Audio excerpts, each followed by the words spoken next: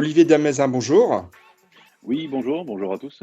Merci d'accorder une interview à Opinion Internationale dans une actualité particulièrement chaude et qui vous concerne directement parce que, alors excusez-moi de prendre un raccourci de votre titre officiel, mais vous êtes Monsieur Prévention du mal-être agricole auprès Mhm. du ministre de l'Agriculture Marc Fesneau.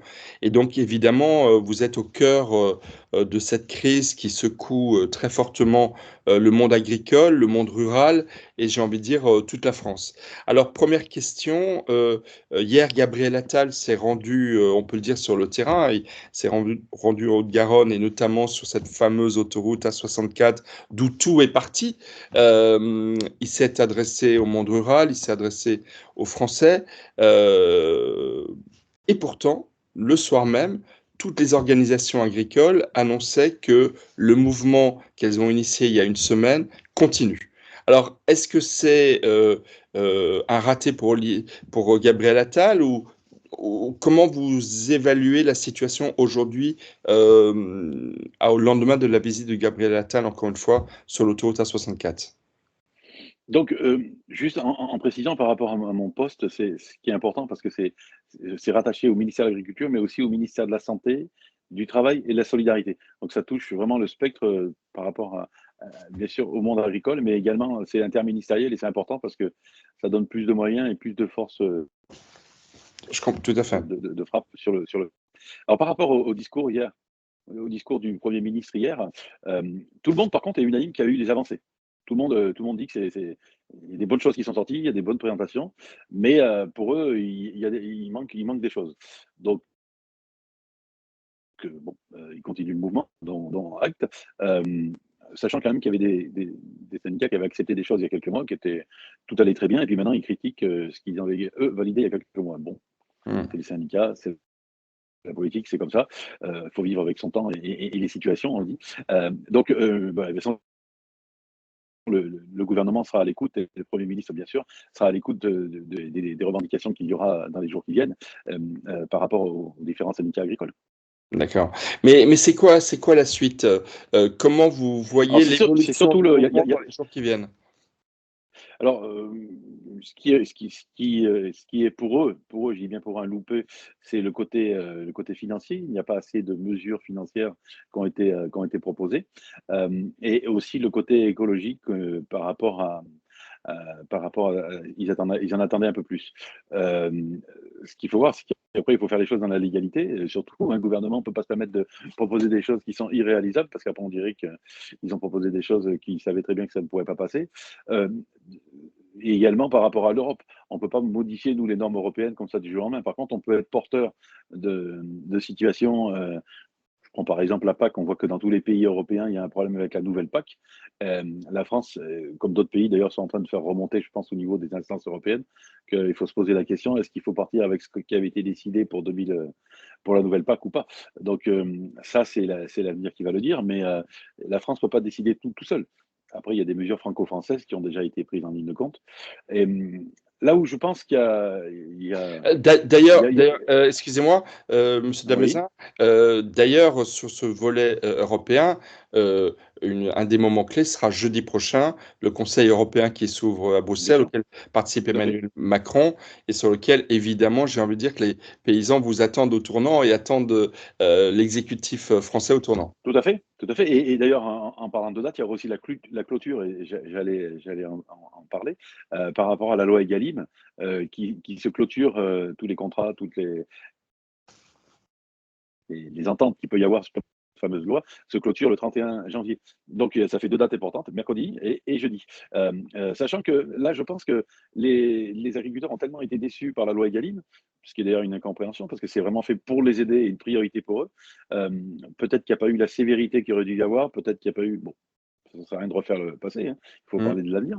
bien sûr. Mais moi, je crois vraiment dans la loi Egalim. Si elle est appliquée, et elle doit être appliquée, c'est vraiment une très bonne chose pour les agriculteurs. Donc maintenant, le challenge aussi, et ça, il a très bien dit le Premier ministre, c'est qu'il y aura des mesures qui vont être prises et des contrôles très importants. Et il y a des choses qui ont été faites et laissées faire jusqu'à nos jours dans la loi Egalim qui ne le seront plus. Et ça va être une très bonne chose et un bon pouvoir d'achat pour les agriculteurs, remettre de la trésorerie et de l'oxygène dans leur trésorerie. Mmh. Le, est-ce que, vous craignez, on est à un mois, même moins d'un mois, du salon de l'agriculture qui est, un rendez-vous évidemment, très important, pour cette rencontre entre les Français et les paysans et les représentants des ruralités. Ce sera d'ailleurs les 60 ans du salon de l'agriculture Tout cette à fait. année. Est-ce que vous ne craignez pas que, heu, le salon de l'agriculture soit finalement pris un peu en otage par les paysans eux-mêmes et que si d'ici là, ils n'ont pas toute satisfaction, bah, ça risque d'être un point de crispation très très fort dans ce bras de fer que mène, j'ai envie de dire, le monde paysan, mais également les organisations agricoles par rapport à l'exécutif. Les agriculteurs sont des gens responsables, sont des gens sérieux, sont des gens qui savent la valeur du travail. Cette année, c'est le salon, vu l'actualité, les 60 ans en plus du salon de l'agriculture.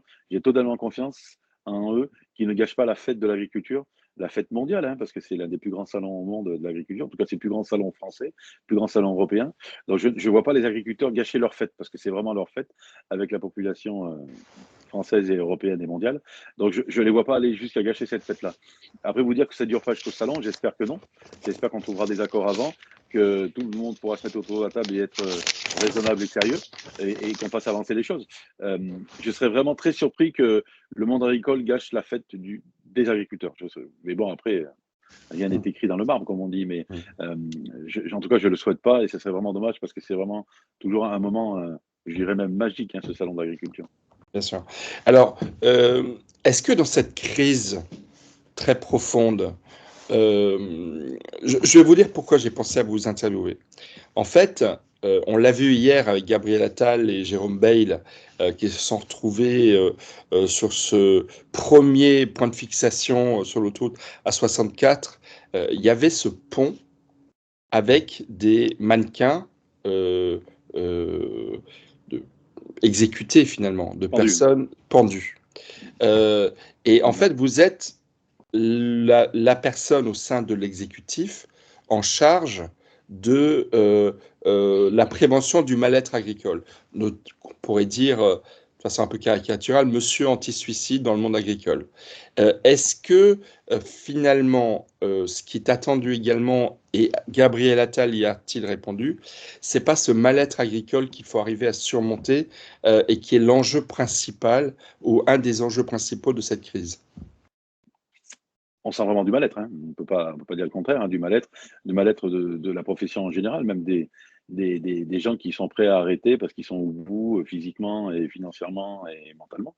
Euh, Après, le suicide, c'est toute une accumulation de différents facteurs.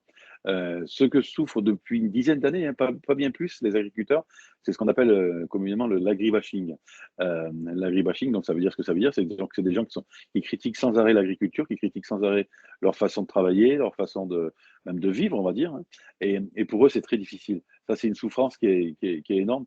Des gens qui viennent, d'ailleurs, les mêmes qui viennent dire on vous aime, vous êtes les plus beaux, vous faites les plus beaux des métiers du monde et autres étaient les mêmes qui leur critiquaient en disant, en les traitant d'empoisonneurs, en les traitant de pollueurs, en les traitant de tous les maux. Donc ça, ils n'en peuvent plus. Ils n'en peuvent plus. Je pense que par contre, le Premier ministre a répondu à ça. L'amour qu'on a pour les agriculteurs, et rien n'est plus important que l'agriculture. Ça, je pense qu'il faut vraiment, vraiment, vraiment insister là-dessus. Et moi, je vous dis, il y a des agriculteurs qui sont passés à l'acte ultime, qui sont suicidés parce qu'ils souffraient de ça. Alors, il n'y avait pas que ça, il n'y avait pas que ça, mais ça va être la goutte d'eau qui a fait déborder le vase. Quand vous avez des agriculteurs qui ont peur d'aller travailler dans leurs champs, soit même pas forcément pour faire des traitements, hein, pour labourer, pour moissonner, parce qu'ils ont peur, parce que le voisin va encore faire toute une histoire, parce qu'il y a de la poussière et autres, alors qu'il est venu s'installer, lui, depuis quelques années, alors que la ferme dure depuis plusieurs générations. Tout ça, ce sont des nouveautés depuis une dizaine d'années. Mmh. Et ça, c'est un gros problème. Après, vous avez bien sûr le problème économique, mais il y a une autre problématique qui est la plus importante d'ailleurs, c'est l'isolement et la solitude. Donc, il faut arriver aussi à retrouver de l'humain. Et, moi, c'est plutôt mon combat, il est plutôt là, c'est remettre de l'humain dans tout ça. Alors, c'est dans l'agriculture et dans la ruralité en général. parce que là, on parle de l'agriculture et dans la ruralité principalement, quasiment tout le temps dans notre pays, du moins. Il y a de l'agriculture urbaine, mais c'est pas trop chez nous. Donc, c'est vraiment quelque chose de très important de remettre de l'humain. Et on y arrive. Je discute régulièrement avec des syndicats, avec la MSA, avec les structures d'État et autres. On est vraiment en train de faire un travail de dentelle. On travaille vraiment au cas par cas sur chaque sujet. Il y a maintenant une centaine de collaborateurs, de coordinateurs, pardon, dans les départements, donc ils coordonnent cette mission par rapport au mal-être, avec 4000 personnes qui sont là, qu'on appelle les sentinelles, des lanceurs d'alerte sur des situations de personnes qui sont dans la souffrance.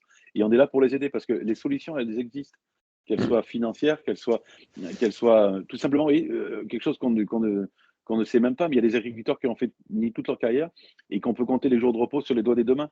Ce sont des gens qui ont pris, des fois, il y a même quasiment jamais des vacances tout au long de leur vie. Donc, c'est des gens qui sont dans l'épuisement, qui travaillent Bien, 7 jours sur 7. Et ça, si vous voulez, c'est dans notre société actuelle, il faut vraiment respect, quoi, vraiment respect à ces bien gens-là. sûr. Mais aussi, il faut les aider à pouvoir prendre du temps pour eux, ce qu'on appelle du temps de répit, et aussi mettre en place les services de remplacement pour qu'ils puissent partir en congé le plus souvent possible. Mhm. Il faut espérer, Olivier Damézin, que cette crise et cette prise de parole remplissent aussi une fonction catharsique, quasiment, pour aider peut-être à aller au-delà de cette solitude et effectivement évidemment, de Absolument. ce green bashing qui est inacceptable.